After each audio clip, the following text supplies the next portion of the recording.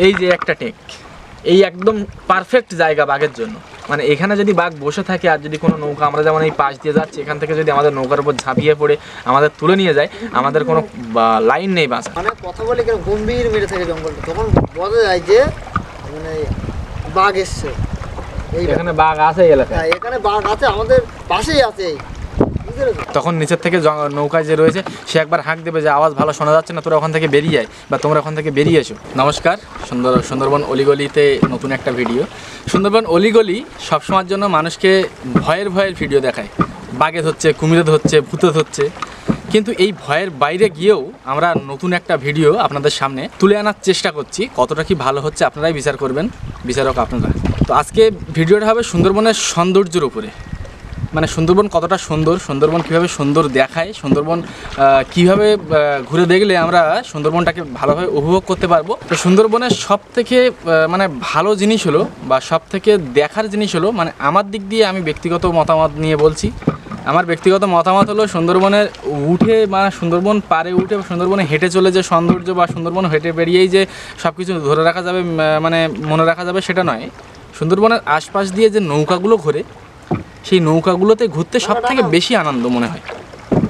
সব থেকে নৌকায় চড়ে যে ডিঙি নৌকা, সেই নৌকায় দিয়ে পাশ দিয়ে যেমনভাবে আমরা যাচ্ছি, এটা সব থেকে আমার কাছে ব্যক্তিগত মতামত হলো সেটা সব থেকে সুন্দর মনে হয়। আর সুন্দরবনের যে পরিবেশ, সুন্দরবন যে নিস্তব্ধতা, মানে নিরিবিলি একটা জায়গা, সুন্দরবনের গাছপালা, এদের মানে সচরাচর আমরা আমাদের গ্রামে বা যে কোনো জায়গায় পার্কে গেলে যে পরিবেশটা অনুভব করি, সুন্দরবনের পরিবেশ সম্পূর্ণ আলাদা সেই ধরনের। সুন্দরবনের পরিবেশ আলাদা হওয়ার পেছনে অনেক কারণ রয়েছে, যেহেতু এখানে বাঘ থাকে, হরিণ থাকে, শুকর থাকে, বড় বড় জীবজন্তু জানোয়ার এসব থাকে। হ্যাঁ, বুনো মুরগিও থাকে, যে মুরগিগুলো খুব হিংস্র হয়, তাদের নকুল নাকি একটা এরকম বড় বড়। সেই মুরগি যদি মানুষ দেখে, মানুষের গায়ে থেকে যদি ঝাপটা দেয়, সেও খুব ভয়ঙ্কর জিনিস। তো সুন্দরবনের দেখার অনেক কিছুই রয়েছে। সুন্দরবনের যেসব ছোটো ছোটো খাঁড়িগুলো রয়েছে, সে খাঁড়িগুলো তো দেখতে খুবই সুন্দর, যেহেতু সেখানে মানুষ খুবই কম হাঁটাচলা করে, যেহেতু সেখানে মানুষ খুব কম যায়, সেখানে শুধুমাত্র মাছ, বাঘ, জীবজন্তু এসব।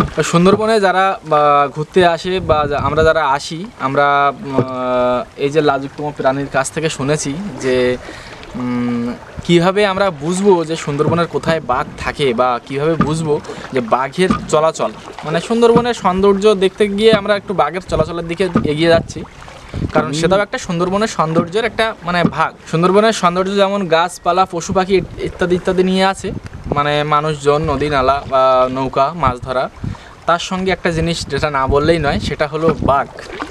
এবারে সুন্দরবন আমরা যখন ঘুরতে আসি, আমরা কি করে বুঝবো বাঘের চলাচল, মানে কোথায় কখন বাঘ থাকে? জঙ্গলে কোথাও নৌকা দাঁড় করালাম, হ্যাঁ, বাঘ এসছে, হ্যাঁ, মানে যখন ভাটা হয়, ভাটাবেলা এরকম সময়, ঠিক আছে, জল কম থাকতে, হ্যাঁ, তোমার ওই বাগানে কথা উড়ায় না, মানে কথা বলে কেন গম্ভীর মেরে থাকে জঙ্গলটা, তখন বোঝা যায় যে মানে বাঘ এসছে। এখানে বাঘ আছে এলাকায়, হ্যাঁ, এখানে বাঘ আছে, আমাদের পাশেই আছে, বুঝতে পেরেছো? আর যখন বাঘ না থাকে তখন কিভাবে বোঝা যায়? তখন মনে হয় যে মাইকে কথা বলে না, জঙ্গলটা খালি বাজে, মানে কথা ইকো হয়, জোরে আওয়াজ হয়। হ্যাঁ, ঠিক। তাহলে এখানে বাঘ আছে, গম্ভীর তো আওয়াজ না, এখন জোয়ার উঠেছে না, আর যখন জোয়ার বুঝতে পারবো না, তোমাদেরকে বলে বোঝাতে পারবো। বিভিন্ন রকম মানুষের সঙ্গে মিশে যতটুকু জানতে পেরেছি আজকে, যে আমরা এত সুন্দরবনের কাজ দিয়ে যাচ্ছি মাত্র 5-7 হাত দূরত্ব দিয়ে, এটা শুধুমাত্র এই মানুষগুলোর জন্যই সম্ভব, বা সামনে একজন আছে ওনাদের জন্যই সম্ভব, কারণ ওনারা বাঘের চলাচল সম্বন্ধে অনেক অভিজ্ঞ, মানে একজন 20 বছর 25 বছর, এই যে দাদাটা আছে প্রায় 5-7 বছর ধরে, মানে বয়স অল্প, যেহেতু 5-7 বছর ধরেই মাছ কাঁকড়া ধরছে, তবু মানে অভিজ্ঞতা আমাদের থেকে অনেক বেশি। এই যে ছোট ছোট খাঁড়িগুলো দেখা যাচ্ছে, এখানকার মানুষ যখন সর্বপ্রথম জঙ্গলে ওঠে, মানে পা দিয়ে উঠে যায়, তখন আগে সেখানে গিয়ে একটা প্রণাম করে নেয়, প্রণাম করে মা বনবিবি স্মরণ করে তারপর জঙ্গলে প্রবেশ করে। তো জঙ্গলে প্রবেশ করার সময় বা প্রবেশ করে কিছু দূর এগিয়ে গিয়ে তারা বাঘের চলাচল বোঝার চেষ্টা করে, জঙ্গলটা গম্ভীর আছে নাকি মানে হালকা রয়েছে। এবার সেটা কীভাবে বুঝবে? সেটা বোঝার একটা অন্যতম দিক হলো যে হয় কেউ কাশবে একটু, নাহলে কেউ একটা হাঁক দেবে, নাহলে কেউ হাতের তালি বাজাবে।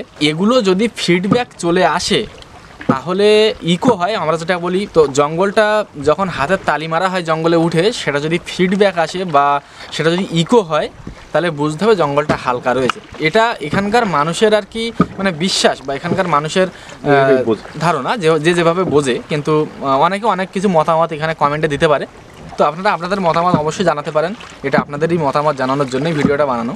অবশ্যই সবাই সবার মতামত জানান, আমরা সবার কাছ দিয়ে শিখতে চাই। তো যাই হোক, এখানকার মানুষের মানে মতামত অনুযায়ী যখন হাতের তালি দেওয়া হয় তখন সেটা যদি ইকো হয় বা হাঁক দেওয়া হয়, একটা আওয়াজ করা হয়, সেটা যদি ইকো হয় বুঝতে হবে যে আশেপাশটা সুরক্ষিত বা আশেপাশে বাঘ নেই। আর যদি জায়গাটা গম্ভীর হয় তখন ওই হাতের তালিটা শুধু আমার হাতের মধ্যেই বাজবে, বাইরে কেউ শুনতে পাবে না। মানে সেখান থেকে যদি 50 হাত দূরে একজন থাকে, সে খুব হালকা পরিমাণে শুনতে পাবে, খুব বেশি আওয়াজ দূরে শুনতে পাবে না। বা নৌকায় যে নিচেই রয়েছে নদীতে, যে নৌকায় থেকে উঠে মানুষগুলো যাচ্ছে, সেও আওয়াজটা শুনতে পাবে না। তখন বুঝতে হবে যে জঙ্গলটা গম্ভীর, মানে এখানে আশেপাশে বাঘ টাঘ থাকতে পারে। তখন নিচের থেকে নৌকায় যে রয়েছে সে একবার হাঁক দেবে যে আওয়াজ ভালো শোনা যাচ্ছে না, তোরা ওখান থেকে বেরিয়ে যায় বা তোমরা ওখান থেকে বেরিয়ে এসো, অন্য জায়গায় জঙ্গলের ভিতরে ঢুকবো। আমরা এখানকার মানুষের সঙ্গে মিশে আমরা এটুকু জানতে পেরেছি, ওই জন্য আপনাদের সামনে শেয়ার করলাম। হতে পারে এটা মিথ্যে, বা হতে পারে এটা কিছুটা মিথ্যা, বা হতে পারে এটা সঠিক। এখানকার মানুষের কাছে কিন্তু এটাই সঠিক, ওই জন্য আমরা এটা আপনাদের সামনে তুলে ধরার চেষ্টা করলাম। বাঘের চলাচল, এটাও আমরা কিন্তু আমাদের নিজেদের অভিজ্ঞতা নিয়ে বলছি না। আমরা সুন্দরবনে আস্তে আস্তে বিভিন্ন রকম মানুষের সঙ্গে মিশেছি, বিভিন্ন রকম মানুষের কাছ দিয়ে গল্প শুনেছি, বিভিন্ন রকম মানুষের সাথে ঘন্টার পর ঘন্টা কাটিয়েছি। তাদের মুখ দিয়েই বারংবার ধরে ধরে তাদের কাছ দিয়ে খুঁটিয়ে খুঁটিয়ে জিজ্ঞেস করেছি বিভিন্ন রকম কারণ। তো সেটা সম্বন্ধে আমরা যতটুকু রিসার্চ করে পেয়েছি বা যতটুকু তাদের কাছ দিয়ে শুনে আমরা অভিজ্ঞতা পেয়েছি, বাঘ কোথা থেকে মানে বাঘ কোনখান দিয়ে সব থেকে বেশি চলাচল, সেটা হলো যে সুন্দরবনের যে বাঘগুলো রয়েছে, আমরা যখন নৌকা দিয়ে যাই তখন হয়তো খেয়াল করি না, আমাদের অজান্তেই বহু বাঘ দিয়ে আমরা ঘুরে ঘুরে চলে যাচ্ছি। কিন্তু অ্যাকচুয়ালি সুন্দরবনে বাঁকে বাঁকে, মানে সুন্দরবনটা ঠিক এরকম ঢেউ খেলানো টাইপের, মানে নদী দিয়ে যেতে গেলে। তো ওই যে ছোটোখাটো বাঁকগুলো রয়েছে আর বাঁকের পাশ দিয়ে যে ছোটো ছোটো ঝরাগুলো ঢুকে গেছে, মানে খাঁড়িগুলো ঢুকে গেছে, ওই বাঁকের বা টেক, আমরা বাঁক বলি বা এখানকার মানুষ টেক বলে, ওই বাঁকের একদম মাথায়, মানে যেখান থেকে খাঁড়িটা ঢুকে যাচ্ছে সুন্দরবনের ভিতরে, যেখান দিয়ে মানুষ কাঁকড়া মারতে মাছ মারতে সুন্দরবনের ভিতরে প্রবেশ করে, ওই টেকের মাথায় মাথায় বাঘগুলো বেশি পাহারা দেওয়ার চেষ্টা করে। মানে মানুষ কখন কোথায় আসছে, মানুষ সব বাঘেরাও জানে যে মানুষ এই খাল দিয়ে ঢুকতে গেলে খালের এই একটাই মুখ, এখান দিয়ে ঢুকতে হবে।